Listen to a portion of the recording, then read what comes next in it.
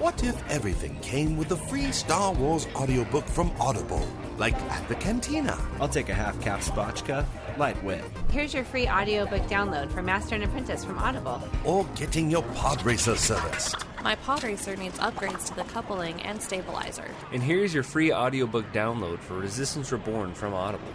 Life in the galaxy doesn't work that way, but there is one place you can go where you can get a free Star Wars audiobook from Audible. And that's utini.com/audible. Click the Audible logo and start your 30-day free trial, which includes a free audiobook download. So visit utini.com/audible and get your free Star Wars audiobook download today.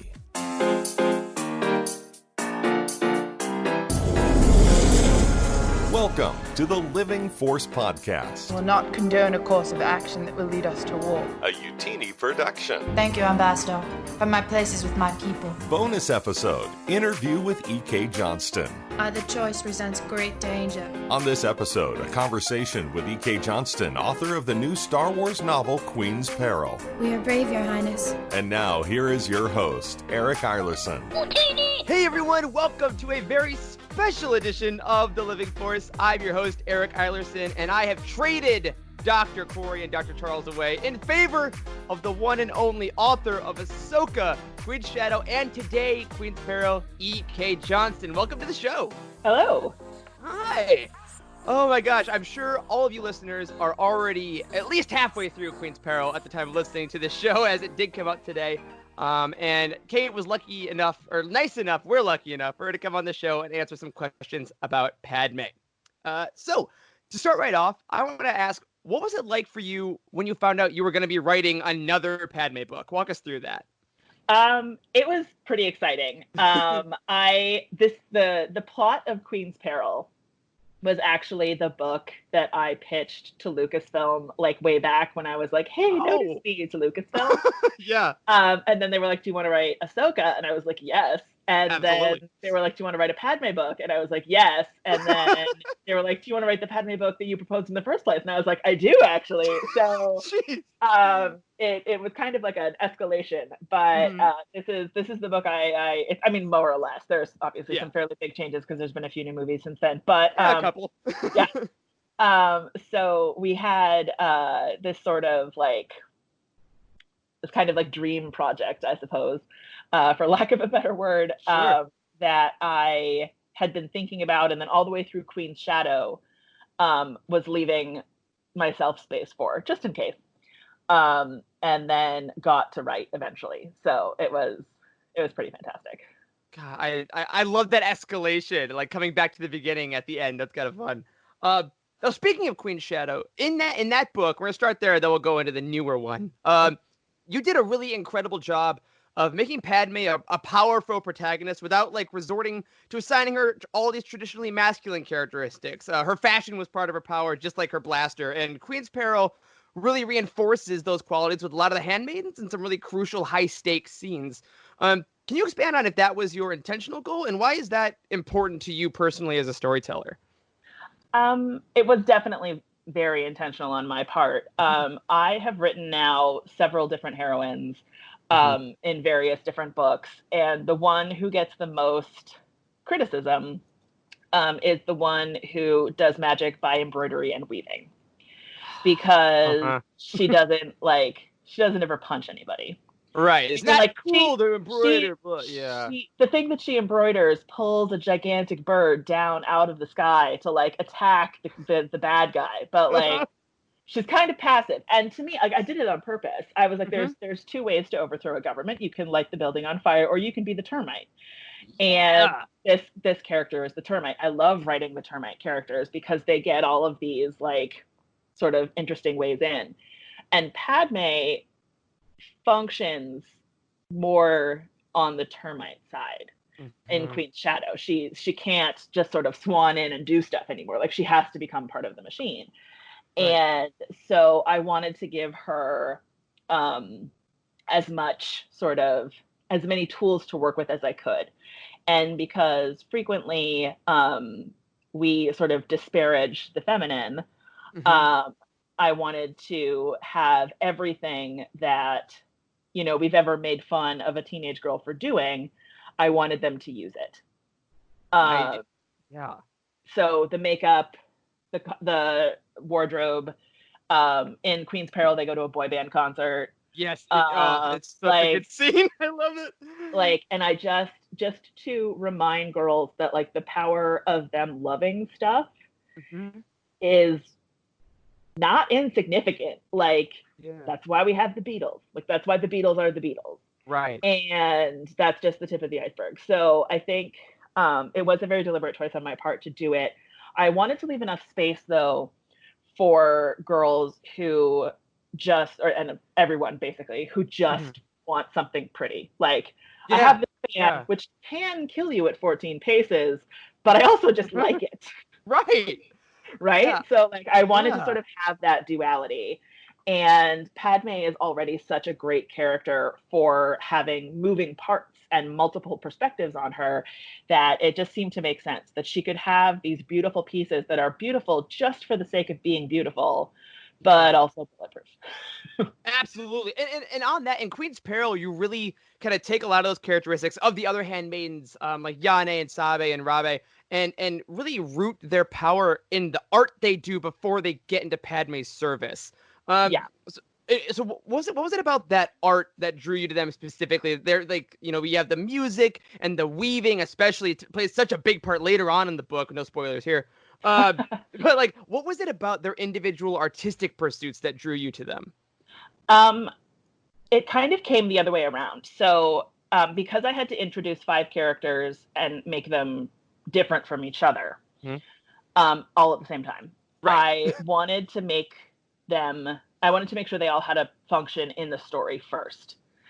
So I literally wrote down all their names, and then I wrote down what I needed them to do. Those became the 5 parts of the book. But basically, plus Padme. So the way that I usually describe it is Padme looks at, say, a dress. Padme looks at a dress and is like, how am I going to wear this? Sabe looks at the dress and says, how am I going to duplicate this?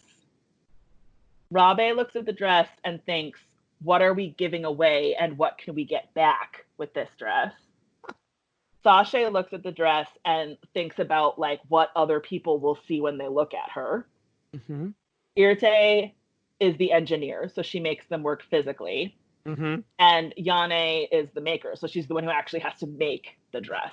So I have those 6 pieces, and then their character really kind of grew up around that. Wow. I love that. And it's so evident as they go through how each of them can fit into different parts of the story. And I think Queen's Peril is really great at accentuating each of their own individual strengths throughout the narrative. I love that.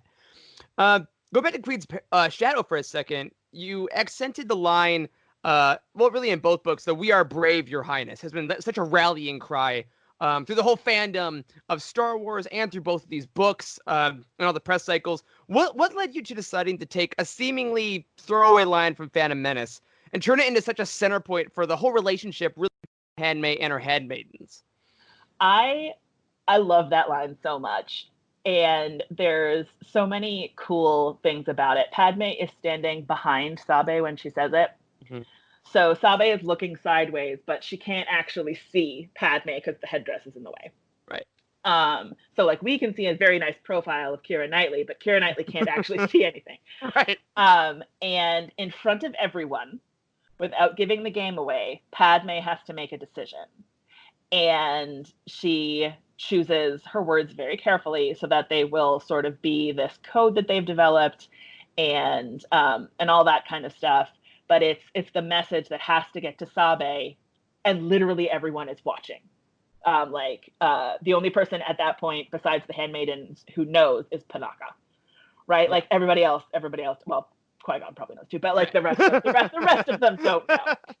So it's this idea that Padme gets the message across and has this way of communicating with the handmaidens that people don't even realize they're communicating, which will also be important in the back half of Queen's Peril, when Sasha has to get a message out. So the idea that everything that in the Phantom Menace, when people go through, and sort of just be like, oh, that was a strange acting choice with like the voice or whatever.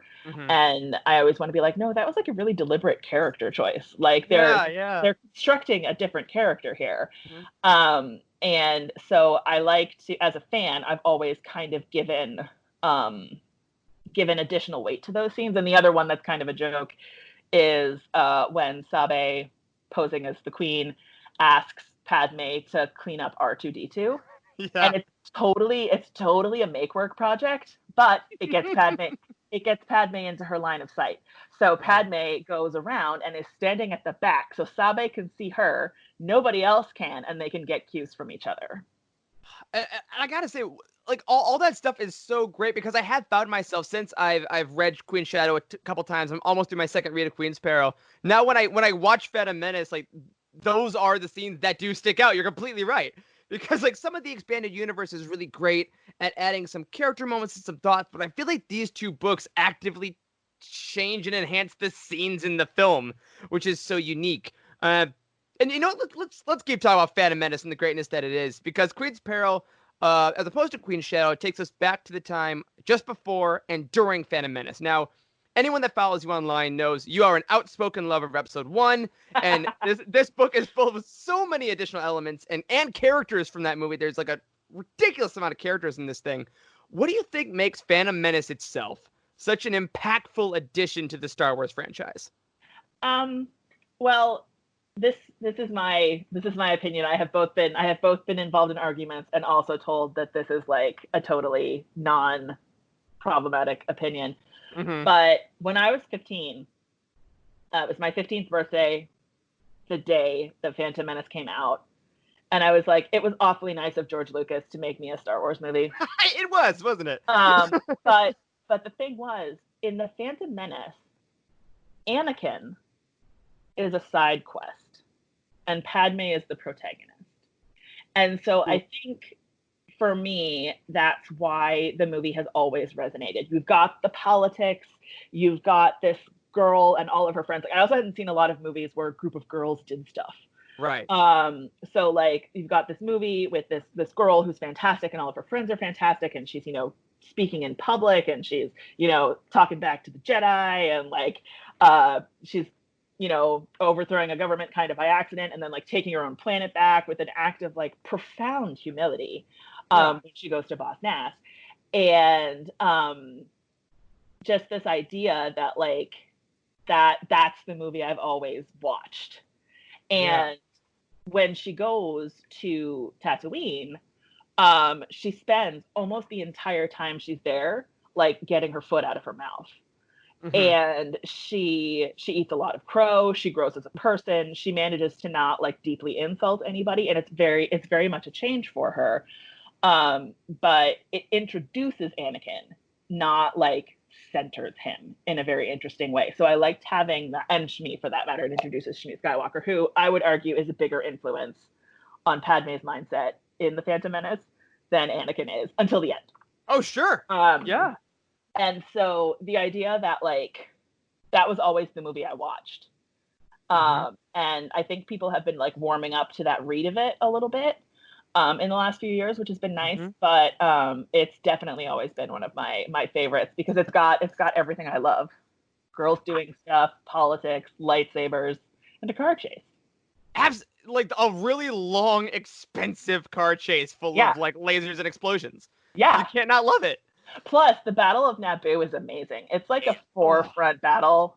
I got to write 5th and 6th front in the book, which was a nightmare, but also fantastic.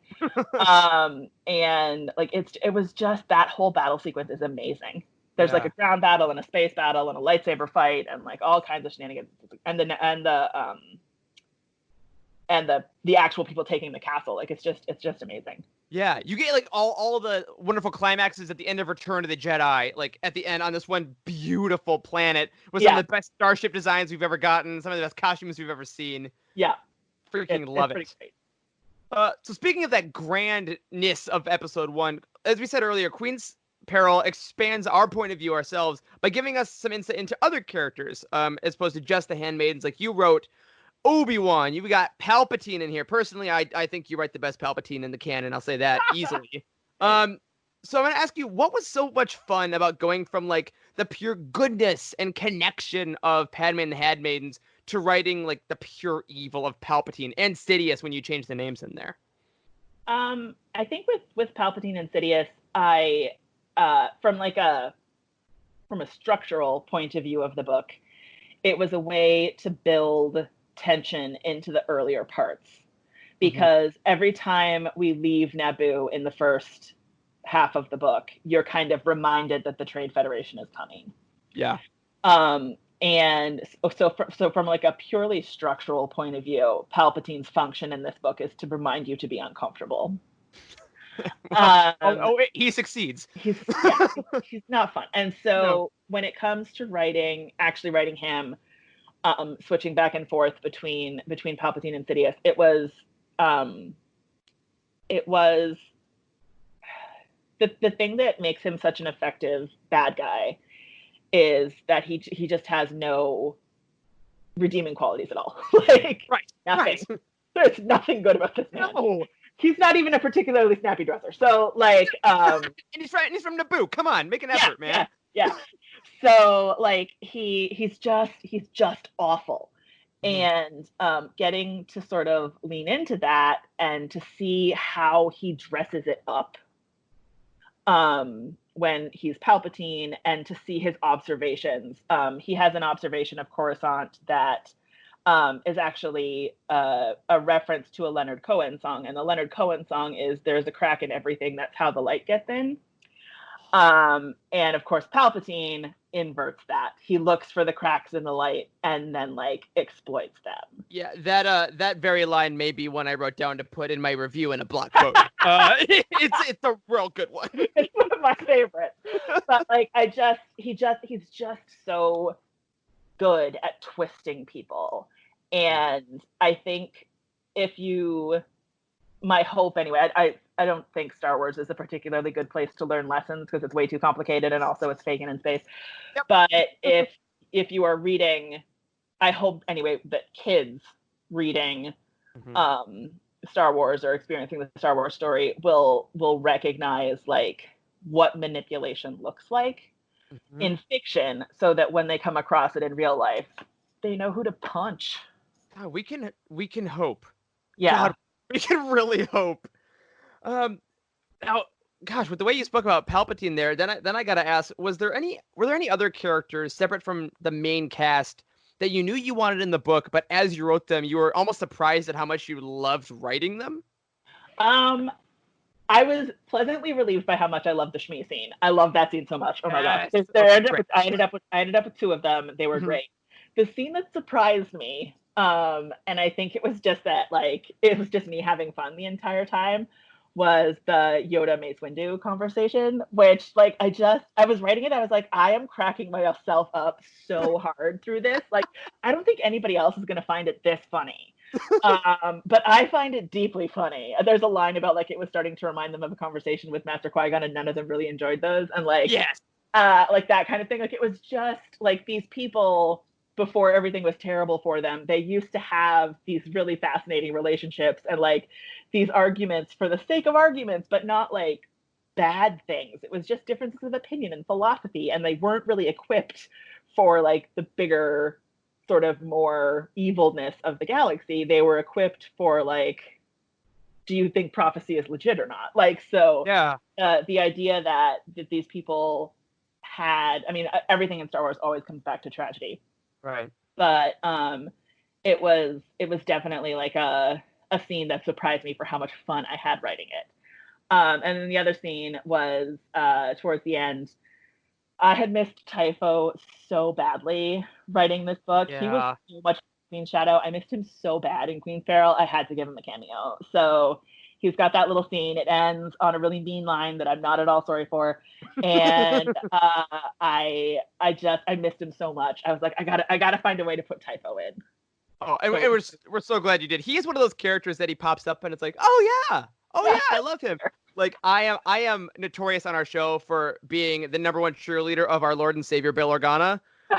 So I am obviously missing him a bit from this book as opposed to Queen Shadow, but I'm glad you got to get Typho in there.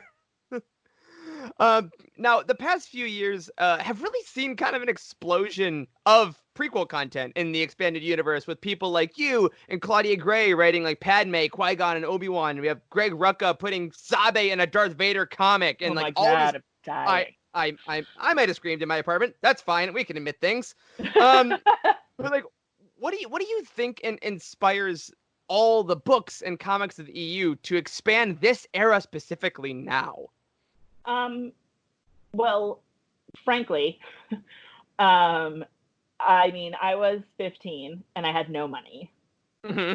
And now I'm 35 and I have some money. You make a great point. So I can spend it. Actually, I just turned 36. And now I can spend it on Star Wars stuff. So I think literally the fans have grown up is what has happened. Yeah. And the fans in the Clone Wars and the fans in the prequels who were, you know, kids when it started have become like the people who can afford to buy stuff. Also, I think there has been in the last few years, especially, a bit of an understanding, thank goodness, that like taking pot shots at the prequels doesn't make you look smart online anymore. Ugh, it's exhausting. Yeah, it's exhausting. It's exhausting. So every time someone does it, I'm like, oh, good, you haven't had an original thought since 1999. Yeah. Oh, cool. You're so, neat. Yeah, don't need it. So I think that's another thing too, is that like those people have, I mean, they're still here, but the people who love Star Wars also have Twitter accounts. So, I mean, which has its pluses and minuses, obviously, but I think people who love it are more public about it now and able to spend money on it. And sort of, it's a cyclical thing, right? Like the fans are there, so the content's there, so the fans are there, so the content's there. And like, people are already asking, like, is there going to be a third one? I'm like, I don't know. That's not up to me, guys. But if you buy one, the people who count the money at Lucasfilm are going to be like, that E.K. Johnston is reliable. Like, who knows? Right. So then there's no way to predict that. But like, it's definitely like the reason Queen's Peril exists is because people loved Queen's Shadow. And so we've been starting to see this sort of renaissance, and it's been really nice for those of us who have been here the whole time, right? But also for the newbies. Yeah, who they don't have to go through the motions of pretending to not like the prequels, and they don't have to like, that trial by fire. Like, we can admit these are fun stories. We can all press for more Padme books and Handmaiden like Funko lines and all these things that we can hope we get in the next few years, because we can acknowledge that it's actually fun and cool. I love that. Yeah. All right.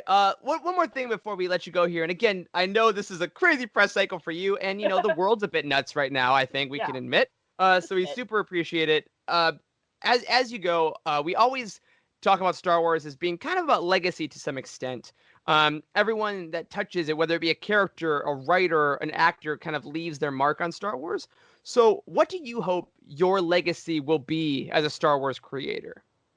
Oh my goodness. I have no idea. We leave the hard ball at the end. Yeah, I think. God, I hope it's a good one. I think my legacy will be like Padme's dresses, frankly, like the sort of the way that her wardrobe and makeup and all that kind of stuff, the feminine aspects of her character, and the handmaidens in general, and the sort of unapologetic teenage girlness of them, and to a lesser extent Ahsoka. Kaden also does a lot of teenage girl things in that book. And if Ahsoka knew how to be a teenage girl, she would also do teenage girl things. She's learning, so it's very much, I hope that's my legacy, is the idea that like teenage girls have always been in Star Wars and the fans and TV show side, but just the idea that now they're unapologetic about it. The ones who, dress up as Han, the ones who dress up as Padme, the ones who dress up as both, the ones who don't dress up at all because costuming is hard, like that kind of stuff. So I think it's kind of, I hope I have opened doors. I hope that's my legacy, that I have opened doors in the Star Wars fandom and made people feel comfortable there. Well, for my part, for what I've seen, that is already definitely true. I can speak for at least our community. People of all ages have been seeing Padme differently, have been reading stories they never would have read otherwise because of your work. So thank you for expanding that. And if is Lucasfilm's listening, as I'm sure you are, we would love more of these Padme books. Or hey, if Sabe and Bill Organa need to go on a big Fulcrum mission together, I won't say no. I don't know. I'm just gonna put that out there too. But right before we let you go and enjoy the rest of this Crady Media Blitz weekend, where can everyone find you on the good old internet? So I am on Twitter at EK_Johnston, which is also my handle on Instagram. If you check out Twitter, it will have my virtual tour for Queen's Peril pinned for the next couple weeks. On Tumblr, so Instagram and Twitter is where I do most of my business stuff. Tumblr, where I am EK Johnston with no underscore, is mostly just me reblogging things that make me happy. That sounds so good right now. In this world, that sounds great. You got to have a balance of both for sure. Yeah. All right, excellent. And yes, everyone, there is a virtual book tour going on for Queen's Peril. Head over there, check out these events. And again, if you haven't bought the book already, make sure you get the book. We're going to be talking about it here on Utini a bunch. We have Padme shirts up in our store. Check those out and keep your eyes open for everything E.K. Johnston is going to do in the future. I'm sure is a long history yet to be written. Thank you so much for coming on The Living Force. We really appreciate it. Thank you.